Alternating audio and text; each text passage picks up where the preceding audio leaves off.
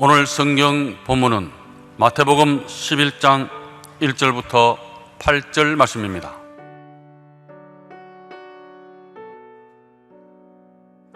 예수께서 12 제자에게 명하시기를 마치시고 이에 저희 여러 동네에서 가르치시며 전도하시려고 그 길을 떠나 가시니라. 요한이 옥에서 그리스도의 하신 일을 듣고 제자들을 보내어 예수께 여짜오되 오실 그이가 당신이 오니이까 우리가 다른 일을 기다리오리이까? 예수께서 대답하여 가라사대 너희가 가서 듣고 보는 것을 요한에게 고하되 소경이 보며 안전뱅이가 걸으며 뭉둥이가 깨끗함을 받으며 귀머거리가 들으며 죽은 자가 살아나며 가난한 자에게 복음이 전파된다 하라. 누구든지 나를 인하여 실족하지 아니하는 자는 복이 있도다 하시니라. 저희가 떠나매 예수께서 무리에게 요한에게 대하여 말씀하시되 너희가 무엇을 버리고 광야에 나갔더냐? 바람에 흔들리는 갈대냐? 그러면 너희가 무엇을 버리고 나갔더냐? 부드러운 옷 입은 사람이냐? 부드러운 옷 입은 자들은 왕궁에 있느니라.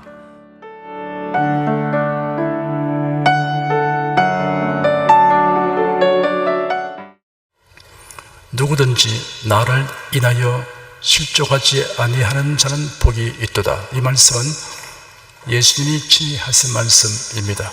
실족이라고 번역된 원어는 올무, 함정, 장애물이라는 뜻을 가진 히브리어를 헬라어로 번역하는 것인데 길에 놓여 걸려 넘어지게 하는 장애물, 거침돌을 의미합니다. 그러므로 실족하다는 말은 믿음의 길에서 넘어지다, 이탈하다는 의미를 가집니다.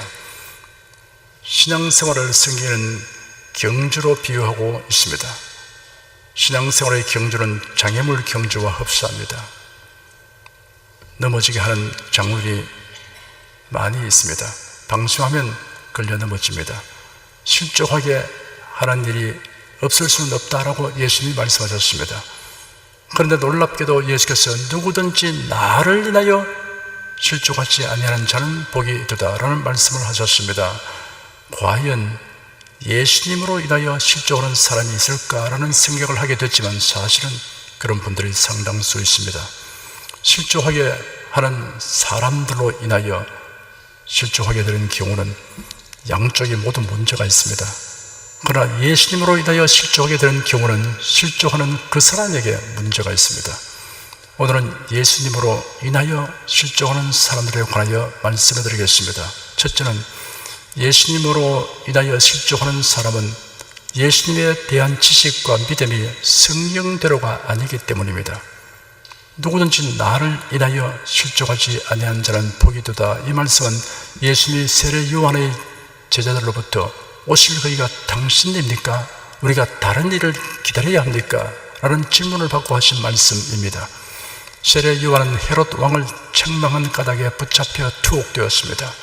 그러나 백성들의 존경과 지지를 받는 세례 요한의 영향력을 무시할 수 없었기 때문에 요한의 제자들이 스승을 면회하는 것을 누구도 금지하지 않았습니다. 세례 요한은 갇힌 몸이 되었지만 그의 관심은 예수님에게 있었습니다. 그런 계시를 받아 예수님이 그리스도 곧 메시아라는 지식과 믿음을 가졌습니다. 그러므로 그가 감옥에 갇혀 있어도 예수님이 행하시는 일에 대하여 깊은 관심을 가지고 있었습니다. 세례 요한의 제자들이 예수님의 활동에 관한 소식을 알려주었습니다. 어느 날 세례 요한은 자신의 제자들을 예수님에게 보내어 오실 그이가 당신입니까? 우리가 다른 일을 기다려야 합니까? 라는 질문을 하였습니다. 어째 이런 질문을 하게 되었을까요? 그 이유가 무엇입니까? 세례 요한은 자신이 예수님을 메시아라고 확신하고 있었기 때문에 예수님이 메시아로서 심판하시는 일을 하실 것이라고 믿고 있었습니다. 그랬기 때문에 그가 사람들에게 선포하기를 이미 도끼가 나무 뿌리에 놓였으니 좋은 열매 맺지 않은 나무마다 찍혀 불 속에 던져지리라. 나는 물론 너에게 세례를 주지만 나보다 능력이 더 크신 분이 오시는데 나는 그의 신발끈을 풀어드릴 자격도 없다. 그분께서는 너희에게 성령과 불로 세례를 줄 것이다. 손에 키를 들고 자기의 타작마당을 깨끗하게 하여 알곡은 자신의 곡간에 모아들이고 쭉정이는 끄지 않는 불로 태우실 것이다 하셨습니다. 세례 요한은 메시아이신 예수님이 세상을 심판하시고 이스라엘 나라를 회복하실 것으로 알고 있었습니다. 독이 감옥에 갇혀있는 그로서는 예수님이 심판하신 일을 속히 행하시기를 학수고대하는 마음을 가졌을 것입니다. 그런데 막상 예수님이 행하시는 일들에 관한 소식을 들어보니 병든 자들을 고치시고 기사와 이적을 행하시는 것뿐이고 심판의 기미가 보이지 않았습니다.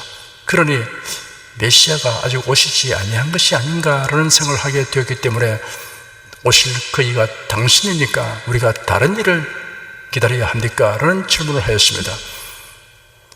요한은 달리 생각할 수 있습니다. 세례 요한이 그런 의심을 가진 것이 아니라 그의 제자들이 의심했기 때문에 그들이 실족하지 않도록 효과적인 교육 방법을 취하는 것일 수도 있습니다.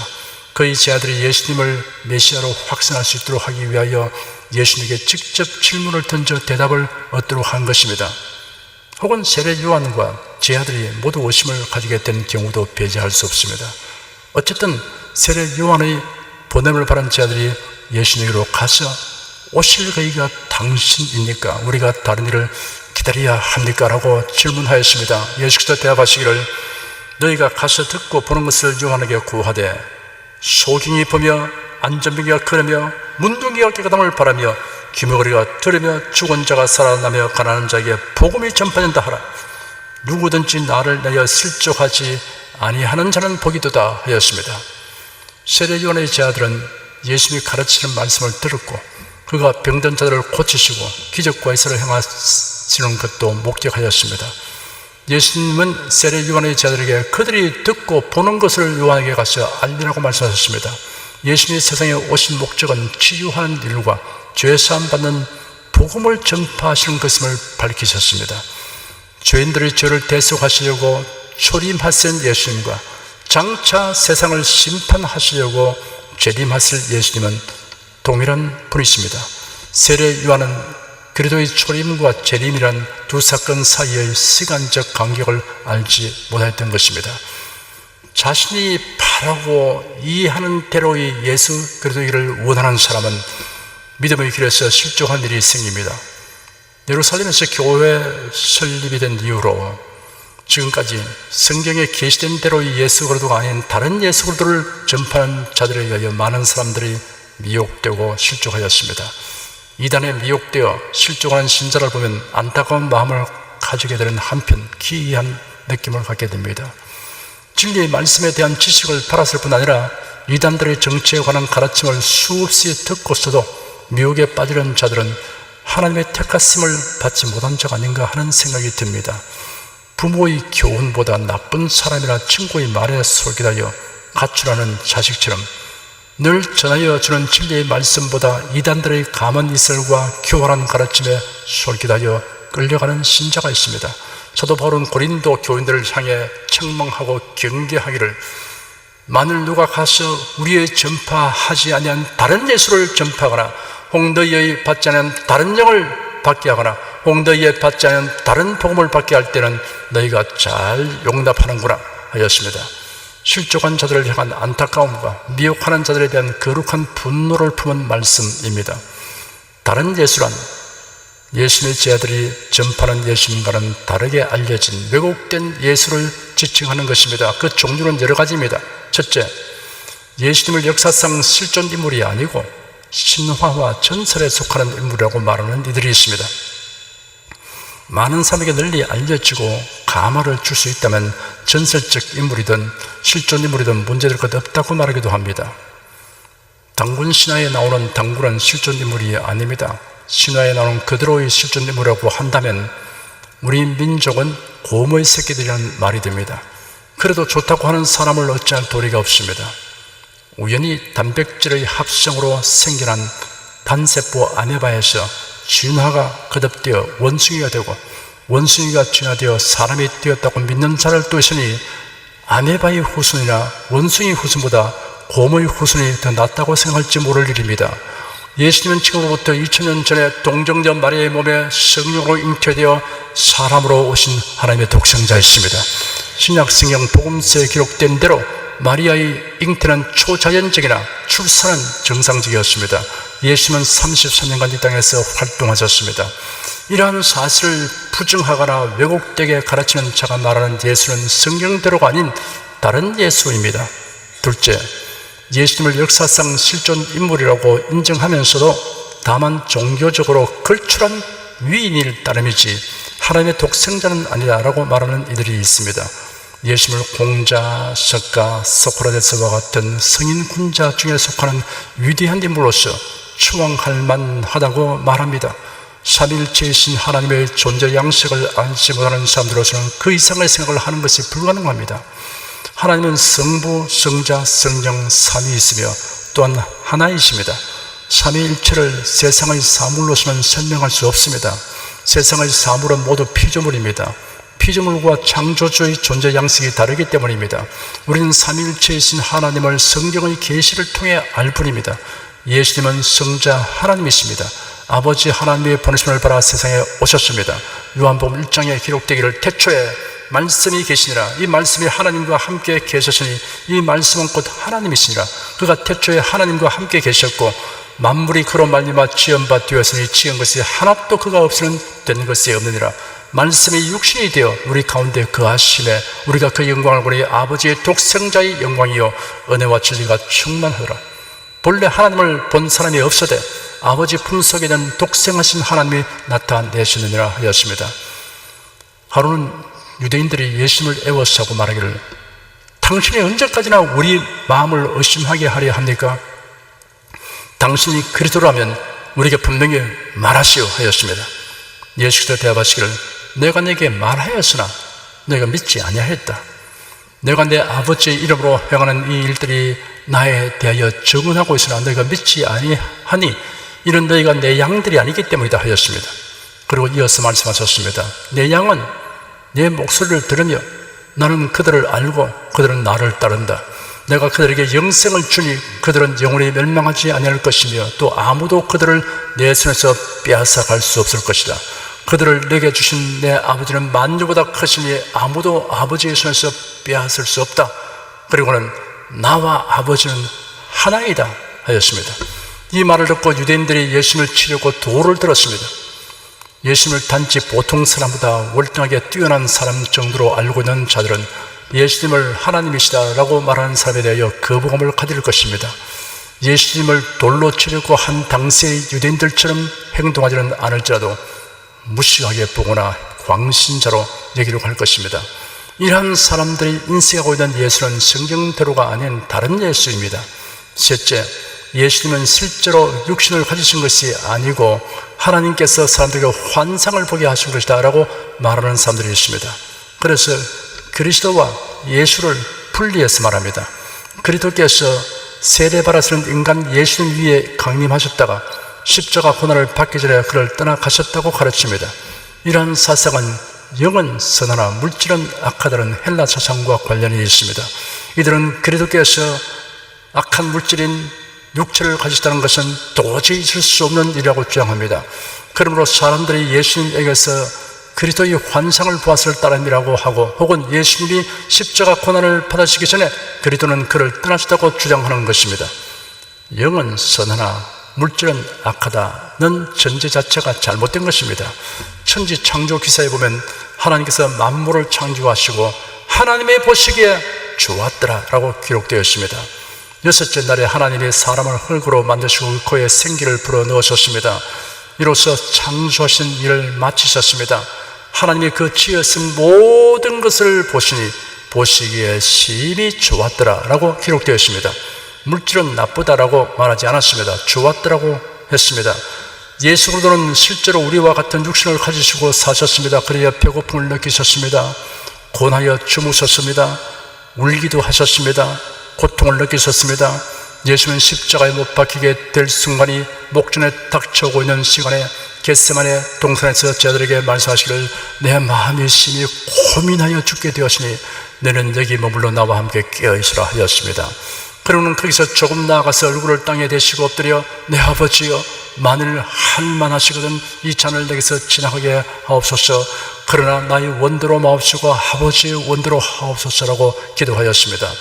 예수께서 간절히 기도하시니 땀이 땅에 떨어지는 핏방울같이 되었습니다. 십자가에 못 박히신 예수께서 성경이 이루어지게 하시려고 말씀하시기를 내가 목마르다 하시니 사람들이 신 포도주를 듬뿍 적신 해면을 우슬초에 메어 예수님의 입에 대니 예수께서 신 포도주를 받으신 후에 다 이뤘다 하시고 머리를 숙이시고 숨을 거두셨습니다. 이날이 안식일 전이므로 유대인들은 안식일에 시체들을 십자가에 두지 아니하려고 총독 빌라도에게 그들이 다리를 꺾어 시체를 치워달라고 요청하였습니다. 군병들이 가서 예수님과 함께 못 박힌 첫째 사람과 또 다른 사람의 다리를 꺾었습니다. 예수께 와서는 이미 죽은 것을 보고 다리를 꺾지 않았습니다. 군인들 중 하나가 창으로 예수님의 옆구리를 찌르니 곧 피와 물이 흘러나왔습니다. 이 일이 일어난 것은 그의 뼈가 하나도 꺾이지 아니할 것이다 라고 기록된 성경이 이루어지게 하려는 것이었습니다. 예수는 육신을 입으시고 세상에 오셔서 사셨고 고난 받으셨으며 십자가에 못 박혀 피 흘리시고 죽으신 하나님의 독생자이십니다. 이를 부정하는 사람이 말하는 예수는 성경대로가 아닌 다른 예수입니다.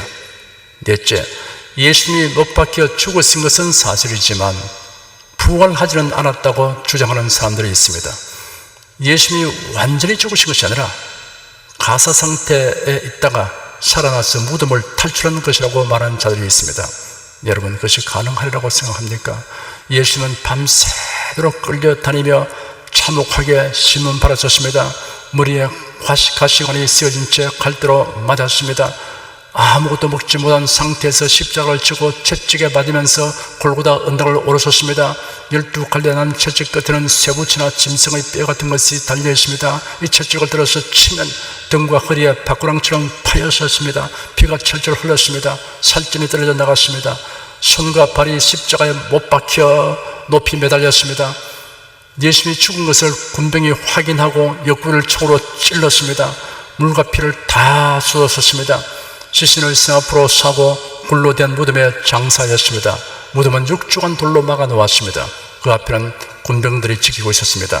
그러니 가령 가사 상태에서 깨어났다 하여도 그런 몸으로 세마포를 풀고 일어나서 6주간 돌문을 내려젖히고 로마 군병들과 싸워서 탈출한다는 것은 도저히 있을 수 없는 일입니다.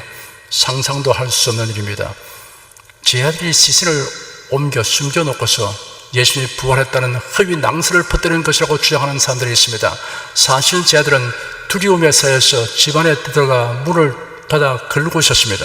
어떤 제자들은 낙담하여 고향으로 내려가고 있었습니다. 이러한 제자들이 예수님의 시신을 훔쳐놓고 숨겨놓고 부활했다는 거짓말을 퍼뜨리기 위해서 온갖 박해를 당하고 순교까지 당한다는 것은 있을 수 없는 일입니다. 시신을 숨겨놓고 살아났다고 거짓 증언하기 위해서 일생을 핍박당하면서 감옥에 갇히고 매맞고 혹은 목베임을 당하고 순교 당하는 사람이 누가 있겠습니까? 제자들이 예수님의 부활을 너무 바랐기 때문에 환상을 보고 그것이 실제인 것처럼 여겼다고 주장하는 사람들이 있습니다. 사실은 정반대입니다. 막달라 마리아가 부활하신 예수님을 보았다고 말했어도 제자들은 오히려 이를 믿지 못하였습니다. 제자들이 모인 집에 부활하신 예수님이 친히 나타났을 때도 그들은 놀라고 무서워하여 그들이 보는 것을 영이라고 생각하였습니다. 예수께서 그들에게 어찌하여 두려워하며 어찌하여 마음에 의심이 일어나느냐? 내 손과 발을 보고 나인 줄 알라. 또 나를 만져보라. 영은 살과 뼈가 없으나 너희가 나를 보는 것처럼 나는 있느니라 하시고 손과 발을 보이셨습니다. 그들이 기뻐하면서도 아직 믿지 못하고 놀라고 있을 때 예수께서 그들에게 여기 무슨 먹을 것이 있느냐 하시니 구운 생선 한 토막을 드리니 받아서 그들 앞에서 잡수셨습니다. 이를 볼 때 제자들이 예수님의 부활을 너무나 바랐기 때문에 환상을 보고 그것이 실제인 것처럼 여겼다고 주장하는 사람들의 말이 얼마나 허황된가를 알 수 있습니다. 어떠한 주장이든 예수님이 부활하신 것을 믿지 않는 사람들이 말하는 예수는 성경대로가 아닌 다른 예수입니다. 예수님은 하나님의 아들이시며 육신으로 생에 오셔서 사셨고 십자가 못 박혀 죽으셨습니다. 그리고 장사한 지 사흘 만에 다시 살아나셨습니다. 이와 달리 생각하는 사람들이 말하는 예수는 성경대로가 아닌 다른 예수입니다. 다른 예수를 전파하는 자에게는 저주가 따릅니다. 다른 예수를 믿는 사람은 구원을 얻지 못합니다. 성경에 계시된 그대로의 예수 그리스도에 대한 지식과 믿음에 확고하게 서지 않으면 미혹을 당하고 실족할 위험을 지니고 있습니다. 둘째는 예수님으로 인하여 실족하게 되는 사람은 예수님을 믿는 이유가 잘못됐기 때문입니다. 세례 요한의 제자들이 간 후에 예수께서 무리에게 말씀하시기를 너희가 무엇을 버리고 광야에 나갔느냐? 바람에 흔들리는 갈대냐? 그러면 너희가 무엇을 버리고 나갔느냐? 부드러운 옷 입은 사람이냐? 부드러운 옷을 입은 자는 왕궁에 있느니라. 그러면 너희가 어찌하여 나갔느냐? 선지자를 버리느냐? 옳다. 내가 네게 이르노니 선지자보다도 나은 자니라. 기록된 바 보라, 내가 내 사자를 네 앞에 보내노니 저가 네 길을 네 앞에 예비하리라 하신 것이 이 사람에 대한 말씀이니라 하였습니다. 예수는 사람들에게 광야로 나갔던 이유가 무엇이냐고 질문했습니다. 갈대를 보러 간 것이냐? 부드러운 옷 입은 사람이냐라고 예수님이 질문을 던지셨습니다. 그렇지 않다는 것은 누구나 다 아는 사실입니다. 갈대를 버리고 광야로 나갈 사람은 없습니다. 촉감이 좋은 부드러운 천으로 만든 옷은 값비싸고 화려한 옷입니다. 이런 옷을 입은 사람들은 왕궁에 있는데 이런 사람을 버리고 광야로 가는 사람은 없습니다. 사람들이 광야로 간 이유는 세례 요한을 보기 위한 것이었습니다. 사람들이 세례 요한을 보러 나간 이유는 선지자를 만나러 간 것입니다. 선지자가 외치는 설교를 듣고 또한 그에게 세례를 받기 위한 것이었습니다. 너희가 무엇을 버리고 광야에 나갔느냐? 라는 질문을 너희가 무엇을 버리고 교회에 나가느냐라는 질문으로 바꾸어 볼 수 있습니다. 흔들리는 갈대를 보러 가듯이 꼭 가야 할 의미가 없이 취미 삼아 교회 다니는 사람이 혹 있습니다. 화려한 옷을 입은 사람을 보러 가듯이 호기심 충족을 위해 교회 다니는 사람도 혹 있습니다. 교회 다니는 것과 신앙생활을 하는 것은 대체로 같은 의미로 사용됩니다. 신앙생활을 하는 이유는 단순하지 않습니다. 여러 가지 이유를 함께 가질 수 있습니다. 그 이유들에는 우선순위가 정해져 있어야 합니다. 주된 이유가 있어야 한다는 뜻입니다. 만일 주된 이유가 육신에 속한 것이면 언젠가는 실족할 수 있습니다. 몇 가지 유형이 있습니다.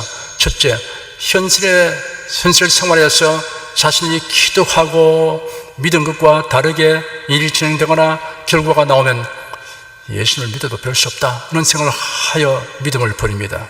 둘째, 예수를 믿는 것이 자신이 원하는 욕망을 충족하는데 지장을 초래한다고 판단되면 믿음을 버립니다. 셋째, 교회 생활에서 마음의 상처를 입는 일을 당하면 믿음을 버립니다. 넷째, 극심한 핍박을 당하면 믿음을 버립니다. 실족하지 않으려면 예수를 믿는 이유들 중에서 다른 것으로 대체할 수 없는 주된 이유가 구원 얻기 위한 것이어야 합니다. 구원의 핵심은 죄사함받고 영생을 얻으며 천국에 가는 것입니다.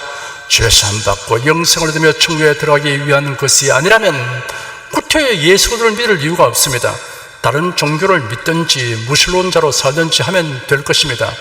예수 그리스도만이 우리에게 구원을 주시는 구세주이십니다.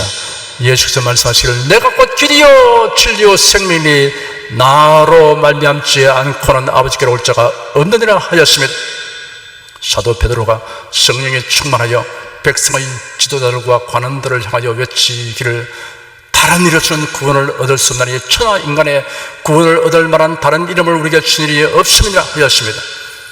예수를 믿는 주된 이유가 구원 얻기 위한 것인 성도는 주님, 나는 이 일이 이렇게 되기를 원합니다. 그러나 나의 원하는 것이 주님의 원하는 것과 다르다면 주님의 원대로 하시옵소서라는 전제 아래서 무엇인지 구하고 최선을 다합니다. 저는 하나님의 선하심을 철저하게 믿습니다. 주님께서는 제가 구하고 바라는 대로 아니하실지라도 저는 주님을 믿고 사랑합니다라는 전제 아래서 무엇이든 구하고 최선을 다합니다.